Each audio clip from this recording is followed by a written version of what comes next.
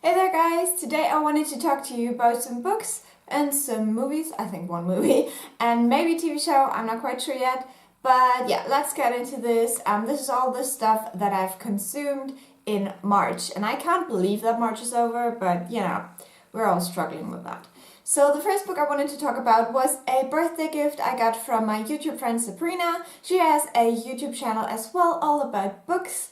And she really likes Japan, so she wanted me to read more Japanese literature. So she got me this. I don't know what the English title is. This is a book by Yoko Ogawa.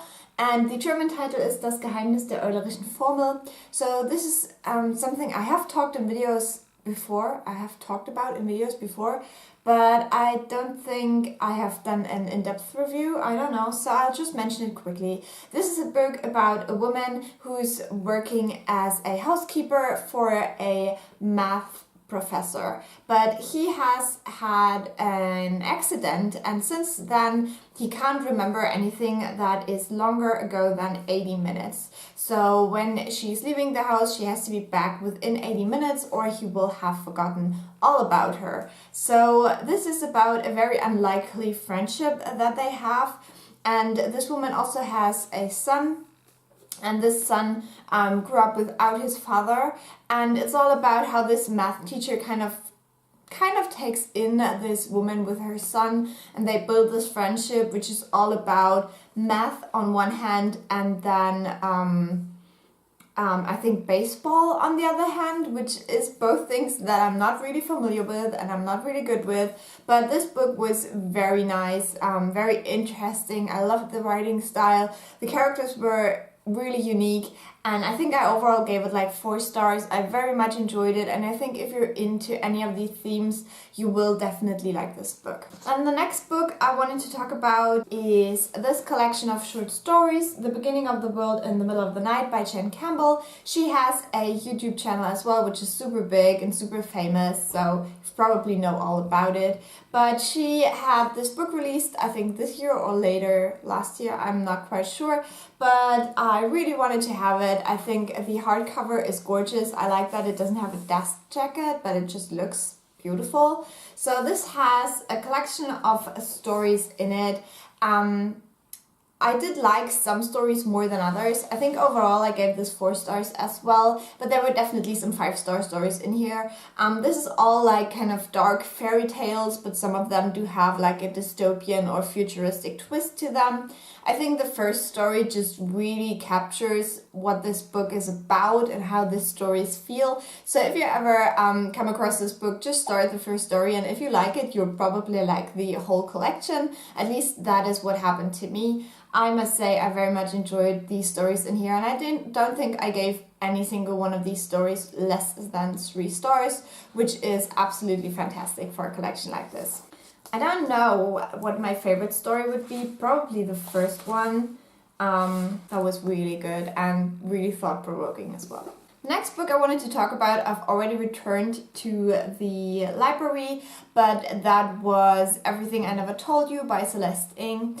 I read this in the German translation and I very much enjoyed this. I was not expecting to love it as much. It's quite a short book, so you can get through it quite quickly.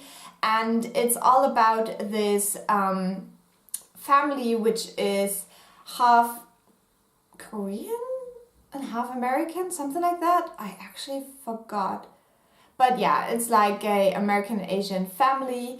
The mother is American and the father is Asian, and the children are mixed race basically. And it's all about the struggles that they have. I think it takes place in the 70s or 80s. And you always get kind of the view how the parents met and stuff like that. So it goes farther back in time. Also the childhood of the dad and stuff like that is fleshed out a lot.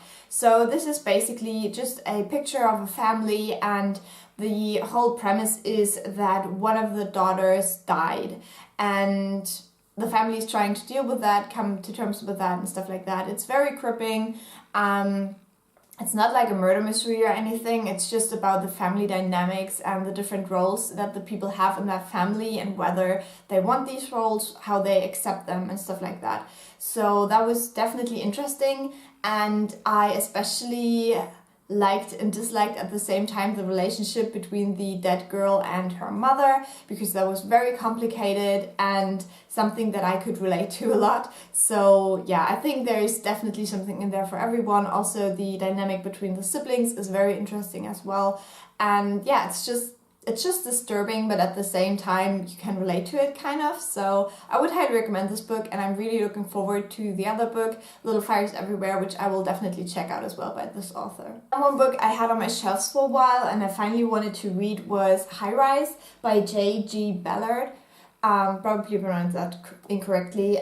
This is a book that was made into a movie with Tom Hiddleston, and I was very much interested in this movie when it came out, but that was a while ago and I never managed to pick the book up, and I wanted to read the book before I go into the movie, so I still haven't seen the movie, but I've read this book now finally. It's not very long, it's quite a short book, but it is a little bit disturbing. I must say that I'm not the biggest fan of this book in general. I think I gave it like 3 stars, and I think I gave Everything You Never Told Me like 4.5 or 5 stars, something like that.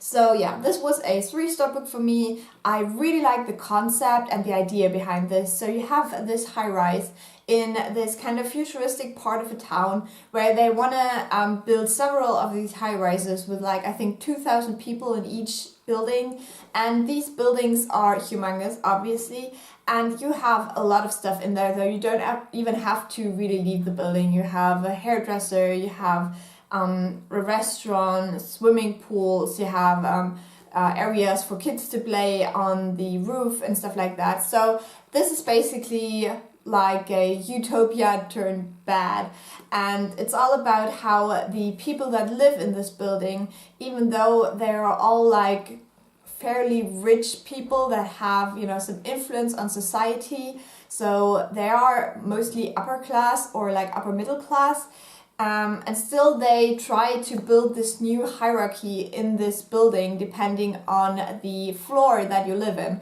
So you have like, I think the 1st to the 10th floor is like the lower class, then you have the 11th till the 35th floor, which is the middle class, and then 36th floor till the 40th is the upper class. So they build this whole new hierarchy just depending on this high rise, and it's all about how things basically go to shit, how they start to fight wars in this building, how they don't involve police or any outside people in it anymore, and yeah, it's a very interesting concept. You follow 3 main characters, but I found it hard to connect to them because they're all men. I think this was written in the 70s, so it was a different time. And if you look at the women in this book, they're all, a little bit cliche, I would say.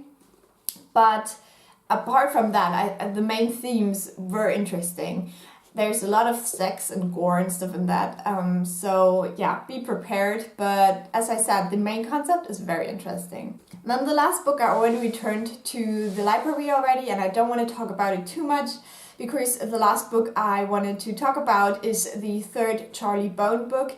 I don't know what the English title is. The German title is Charlie Bone und das Geheimnis der blauen Schlange.